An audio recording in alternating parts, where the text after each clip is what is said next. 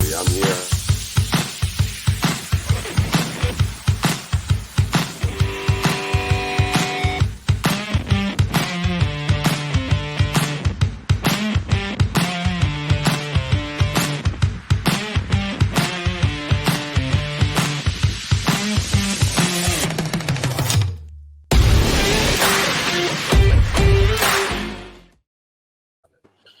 Good morning, everyone. Welcome to Office Hours, the early edition.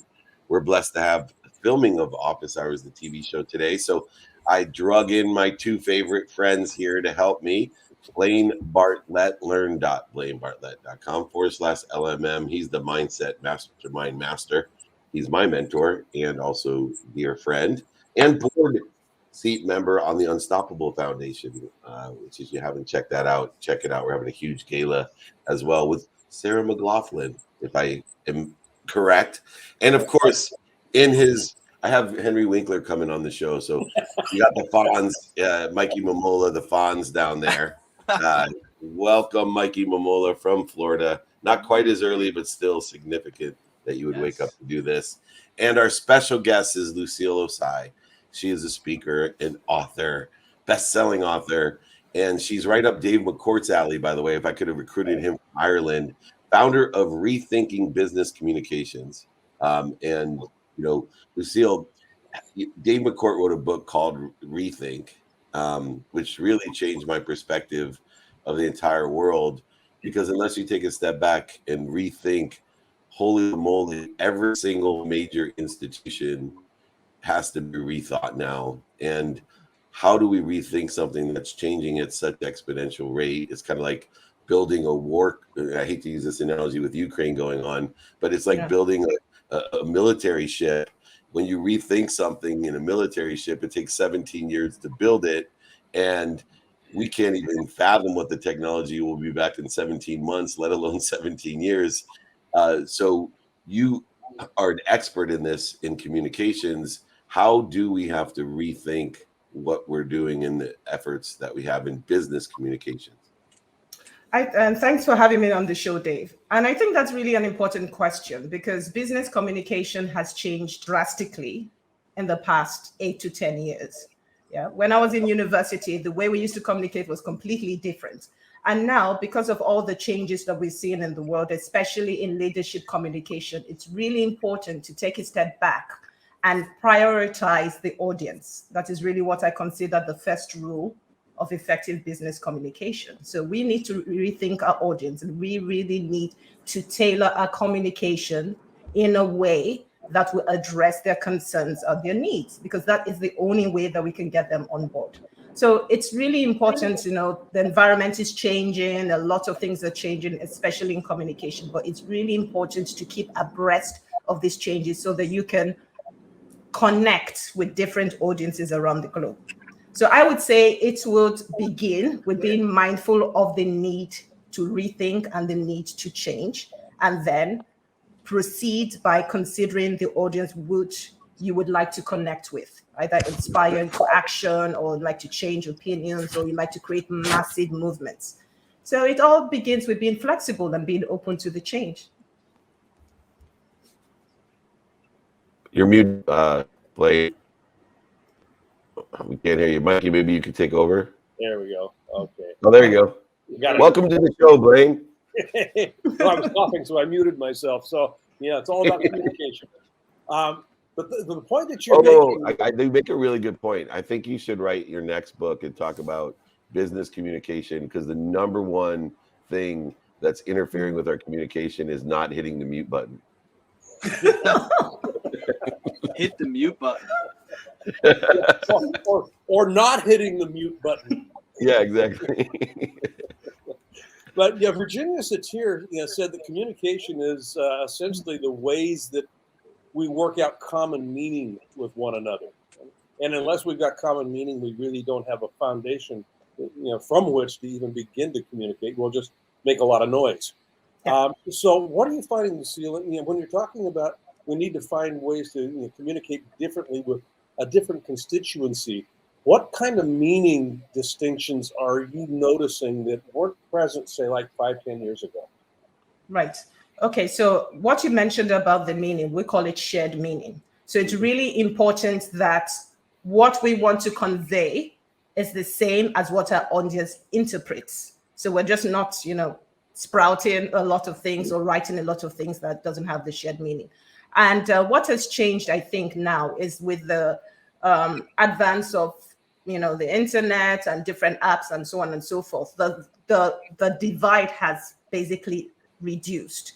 So you would find someone like me, for example, I'm based in Lagos, Nigeria. I don't know if you know where that's in Africa. I can reach out to Dave because of the beauty of technology. And I really did so. And he was gracious enough to connect and all that. So we'll find that there's now more of a pressure for us to be able to connect with our audience, and to communicate in a simple, clear manner. So I think that is the shift. So we've sort of pulled back the curtain, and demystify how difficult effective communication is by just understanding that there's an audience that we need to connect with, and trying to tailor our communication in a way that is simple, brief, and clear for the audience to grasp what it is you're trying to convey and to hopefully support you in whatever it is you're trying to achieve. So I think that's the great difference. So there isn't so much a difficulty now to reaching out to anybody in the world. I could do that, Zoom calls or through this medium or by social media. And if I'm trying to connect with somebody and there's already a perceived difficulty, maybe an aloofness in the way the person presents him or herself, then I'm not going to do that, and great opportunities will be missed in collaboration and innovation and so on and so forth. So I think the whole idea of rethinking is trying to get us back to the fundamentals of effective communication, which would be to connect with the audience and to ensure that there's shared meaning. So perceived meaning from the audience should be the same as the meaning you are trying to convey. So Lucille, I think that's just important. Yeah. I agree with you. In looking at that with regards specifically to effective communication, and like you said, going back to the fundamentals, I wanted to talk to you for a second about a speakers bureau, so virtual keynotes that I know that you're a big part of. Right. How do we properly mesh the old with the new, the fundamentals of effective communication with the new way of doing it virtually rather than sitting in a room with people? Yeah, there's a difference, and it's really important to know what that difference is, because when we're in face-to-face communication, it's easy to be able to interpret nonverbal cues. So the gestures and so on and so forth. But these cues often become difficult to interpret virtually. So the way I would communicate in an in-person interaction will have to differ from the way I do virtually. So I will introduce things like short breaks. I would speak slower. I would ask more questions. I would try to, ask clarifying questions to understand whether the audience is on the same page with me, and just being sensitive to the fact that not everybody would want to speak. So I may use chat boxes, for example, or other ways to get them to be engaged, because once you are able to develop trust, even in virtual communication, then it becomes easy for you to be able to connect. It becomes easy for you to be able to spread the message. So there'll be additional things I will need to do virtually, that would ensure that at least I'm able to connect with my audiences. And sometimes it's just as little as asking more questions, or I understand that, or this sounds like something that could be complex. Is there anything you would like me to clarify? Asking questions in the chat, or just getting them to be a bit more engaged, even putting them into breakout rooms as well, which proves to be quite effective, especially in workshops and so on and so forth.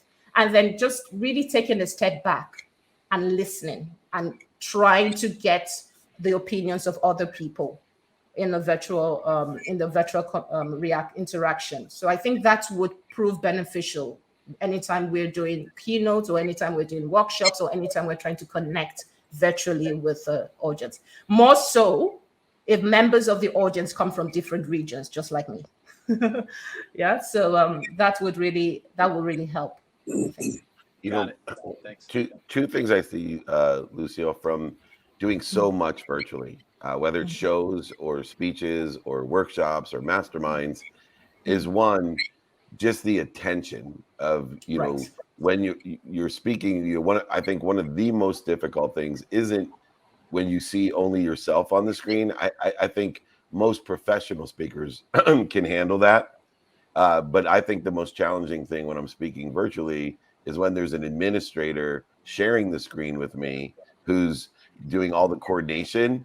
And so when you're, laying your heart, soul, mind, and body on the line from your closet, around the world with thousands of people, all you see is an administrator doing work. I just want to point that out for those who haven't experienced it. But what I want to bring up is, you have a best-selling book, Influence and Thrive. In order to influence and thrive as an author, speaker, coach, all the things that you do as a trainer, Blaine up here or sideways, whichever way you are, he brought up an interesting point in one of our shows. David, don't speak to the audience. You need to know what they're listening for. And I do meetups around the country, even the world, because I want to know what the audience is listening for by, I probably do more hot seat one-on-one coaching, which I'll do at 7 a.m. today again, because I want to know what people are listening for. Sometimes in the online realm, it's such a worldly audience. We have 63,000 people registered today for our training. I don't know where and who, and I mean, there's no way I would know what they're listening for. But it's very difficult culturally, like you said. How do we speak to these large audiences that, some of the speakers, you can literally get millions of people if you online. Yeah. How do we speak to a spectrum that's so diverse? Okay, really, really important. And this brings me back to what I call the fundamentals. Yeah. So if you're going to be speaking before a large audience, virtual audience, for example, I would imagine that prior to that event, you would have gotten some information about the audience. Yeah. Maybe some demographic or where the industry they're coming from and what the pain points or what they hope to learn or to know from your session. So it could just start up with just checking when you start with them, just checking where you're from, just to break the ice and all that. Could you just tell me one thing about your country that I don't really know? And just making yourself open and showing that in your body language that you're really, really curious. And then just try to follow, like I said, the 3 rules. So you have the audience, so just getting to know them, asking some questions, general questions, pause and everything. And then to proceed to the next one, which is, are you communicating in a simple manner? Are you communicating concisely? And is what you're communicating with clear? I call these the 3 beacons of effective communication. So simplicity, brevity, and clarity. Yeah. And I have these beacons at the back of my mind anytime I am communicating, whether it's with my fellow Nigerians or with people outside or beyond my region. So is what I'm saying simple to understand? Is it brief and is it clear? And if I find that I'm speaking for more than 10 minutes at a time, I stop. And I try to ask questions or to get an opinion and all that. And then sometimes encourage people asking questions either in the chat box or raising the virtual hand and so on and so forth. And the final rule is feedback. Yeah. So knowing your audience, rule number 1 is what I'm saying, simple, brief, and clear. Number 2 and number 3, feedback. So just having touch points throughout my session, just asking questions. Does this make sense? And I realize that this might be particular to where I'm from. Is there anyone that has experienced something differently? And just basically tapping into the collective knowledge of your audience. Because Dave, you said you had thousands of people registered for your training. How many? Over 63,000 now. Yeah, 63,000. So if you combine the experiences, the combined experience will be more than what you know and what you've lived through.